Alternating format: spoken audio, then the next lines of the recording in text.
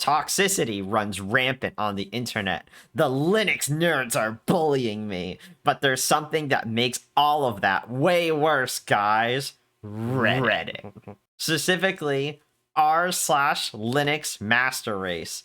And you're like, but wait, why are you talking about this? What is this? The heck does this have to do with DistroTube in the title? I don't think everyone on Reddit is a toxic individual. And frankly, I don't endorse bullying in any form or fashion.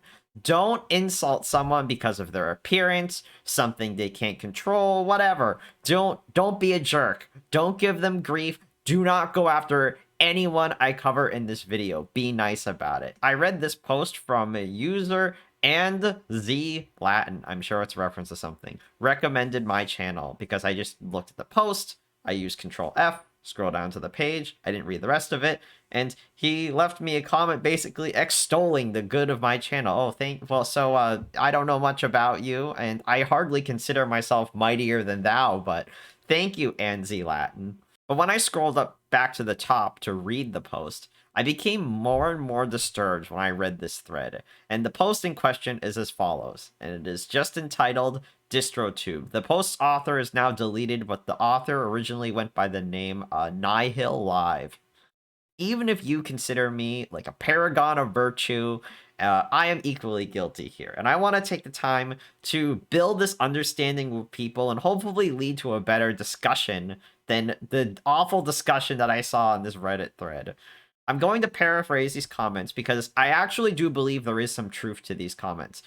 But I also want to say, by the middle of this thread, and if you do click on the link in the description to read the Reddit thread, the comments began to get incredibly aggressive.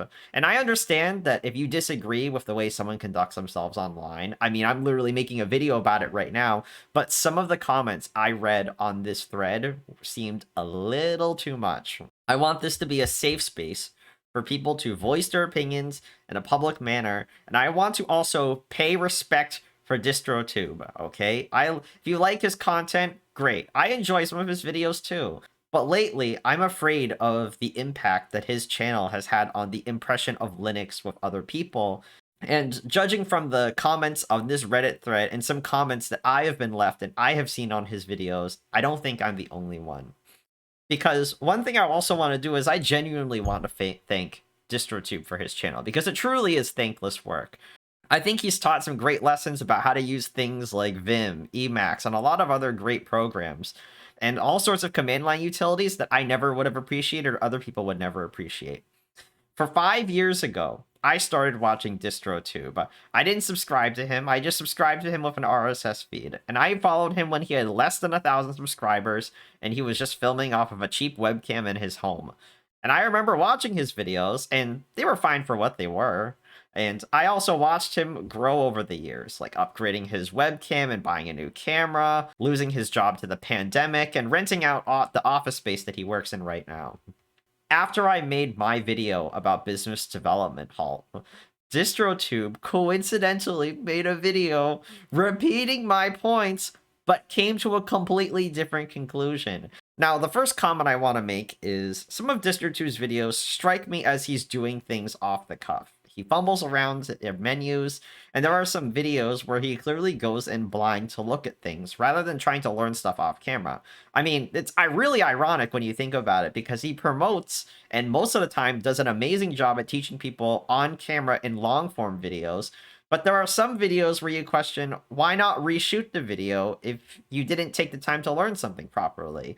The cited video from the Reddit commenter was him testing Manjaro's Sway spin and claiming that Sway and Wayland weren't ready and were beta quality software.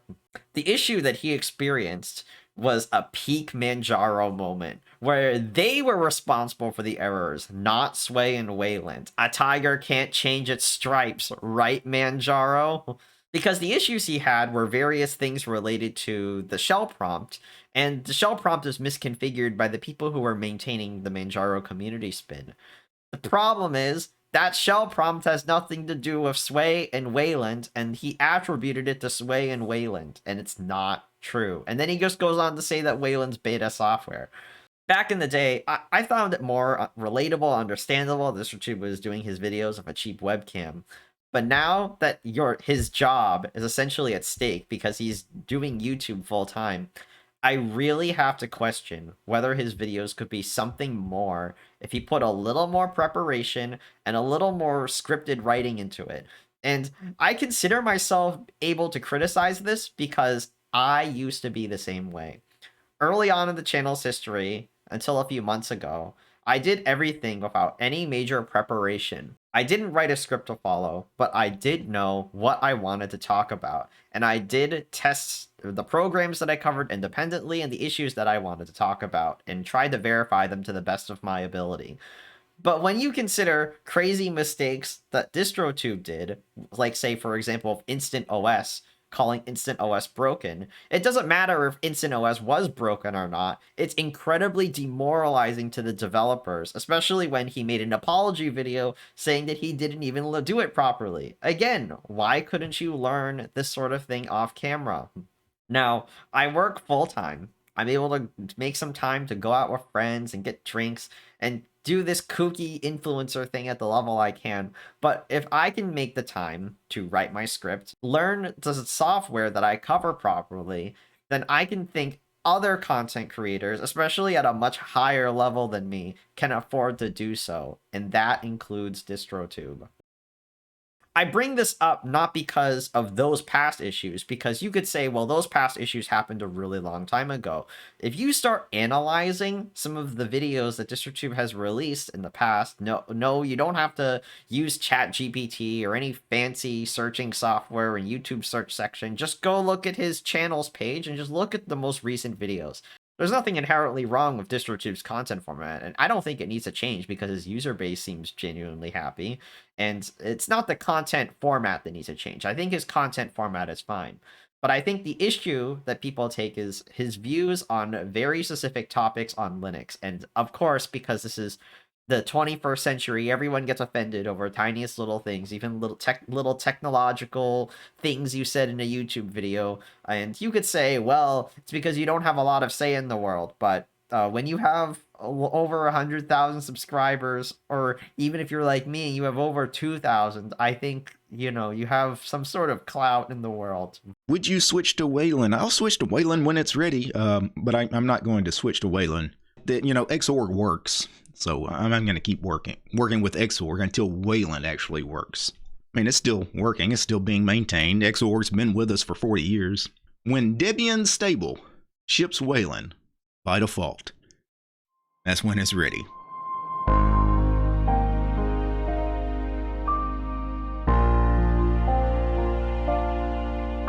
But there's also signs that DistroTube might not understand or keep up with that underlying technology. And I'm not going to pretend I do either, because I'm not a developer or anything.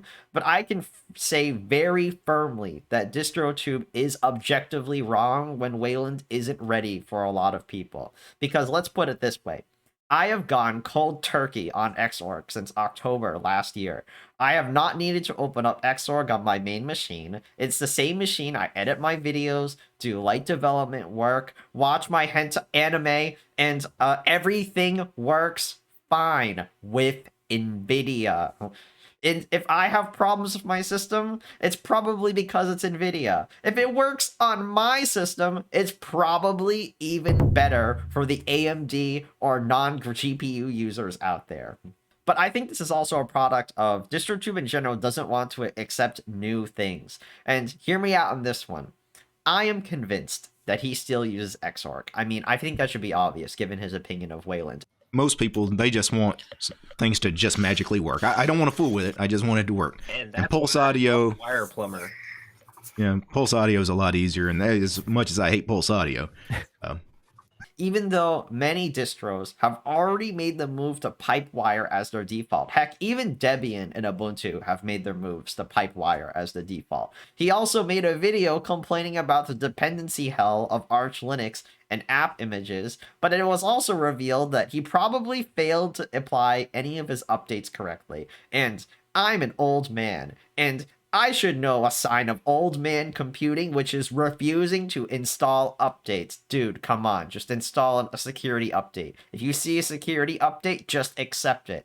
And going through this thread actually caused people to dredge up videos in my memory, where recently he doesn't talk about technology, but inserts his own life beliefs into his channel, even if they might not explicitly be related to technology. For example, Having the freedom to do what we want with our software and with our guns, both are paramount to having a free society. which, by the way, doesn't even make sense because running open source software isn't like regulating or controlling guns. And the same can be said with guns and open source software. It doesn't make any sense.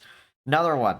He filmed a video of a Donald Trump re-election rally in Louisiana for content. And yes, he edited it too and uploaded it and thought it would be okay for his channel. Now, the video was privated on YouTube, but it is still up on Odyssey. And this video really made me question why he uploaded this video at all. There's also various videos of him in his backyard and his office talking about human nature, which is fine, I guess. But what link does this have to your channel's niche? Also, on a side note, I'll give you a pass on complaining about YouTube. Everyone makes a video complaining about YouTube.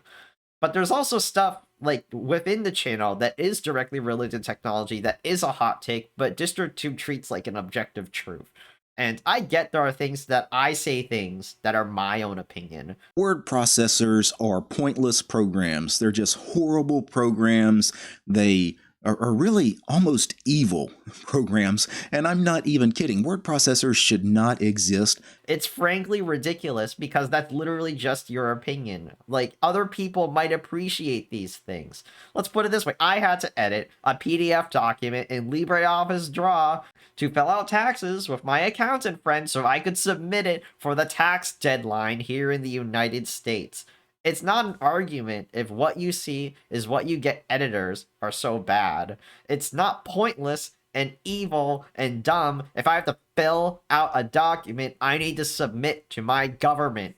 It's not my fault that Microsoft is a despot monopoly that businesses and governments are enslaved to, and it's not pointless when everyone else in the world views it as a standard. The Linux Cast makes a video criticizing distro reviews. The day afterwards, DistroTube uploads a video getting incredibly defensive. In fact, it's probably the most defensive I have ever seen him get on camera in 5 years. But in his defense, right, wouldn't you be also defensive if your only source of income was these sorts of videos? And obviously there's a market for it if people are doing it anyway. So again, this is where I'd say the Reddit people, you know, maybe tone it down a little bit. If people are watching it, clearly people want to watch it. The reason I chose to make this video, and I need to be brave about actually saying this, was because I've noticed a trend in DistroTube. And this trend in particular is largely about what I call calling other people out. And you can actually notice this in every other couple videos or so. DistroTube will make a video calling someone out. And this all started, at least in recent memory, with what happened with the channel eBuzz Central. DistroTube makes a video describing how eBuzz Central was responsible for plagiarism of news articles and other YouTubers, including copying his own thumbnail layout.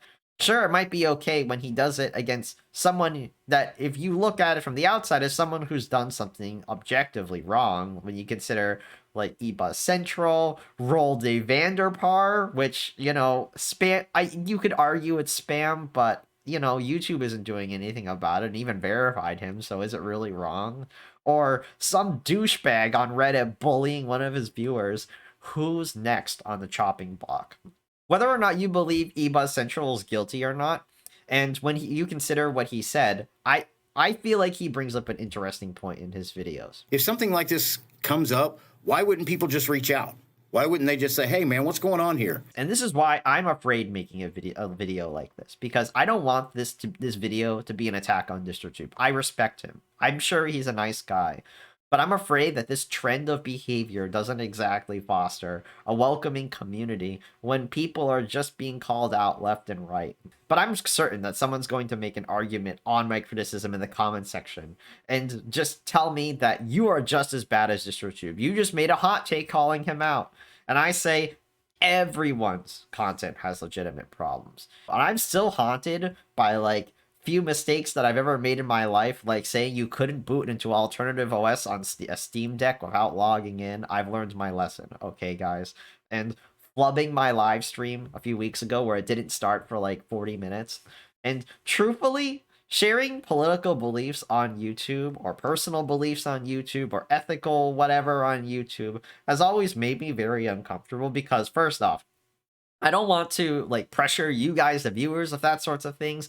I'm a tech channel. You don't come to me to hear all sorts of weird ethical, political, or personal opinions from me. It's just not appropriate. I'm not comfortable with it because, not just because I'm sharing it with the public, but because Google is a data-hungry monster who's going to send you and me targeted ads and attach it to your personal profile. It's actually one of the reasons why I never go flesh tubing. We know that social media networks like Facebook and TikTok and YouTube employ all sorts of tracking algorithms to identify people's faces, their age, captioning everyone, meaning they're using voice recognition, learning what people's race is. I don't want to be caught up in this dragnet, and that's why you're never going to see my face online. I want to make an oath with you to say that my channel will be solely dedicated to technology. I value my privacy so much I will never divulge anything about my personal life that isn't a technological stance. I deeply research everything because as my base grows larger, my opinion is going to carry more weight, and I need to be careful with it in my own personal presence in the process. And to DistroTube, times have changed. It's time to grow up and embrace what Linux is becoming because it's changed a lot in the course of these years. Sure, you may not like it, but it's coming whether you want it or not. You aren't a small channel anymore because you are now one of the biggest Linux internet personalities representing the open source community. I want to say this to invite better conversation and say, let's be better together and let's be a community that's for each other. That's it for the video. I'm sorry I had to make this video. If you need something to do, why don't you go subscribe to DistroTube's channel? If you really like his content, why don't you go subscribe to his channel? Even if you don't like his content, why don't you go subscribe anyway so you get a different person to expose yourself to? Oh, and DistroTube, if you'd like to send me a message, you can send me a message on Mastodon or you can send me a message to my email address. Thank you very much for watching. I want to leave this to be a nice place. I will be looking at the comments carefully. Do not bully anyone for their opinion. Don't bully DistroTube or anyone on this Reddit thread. I don't want to see it. Alright? Thank you for watching. I will see you all next week.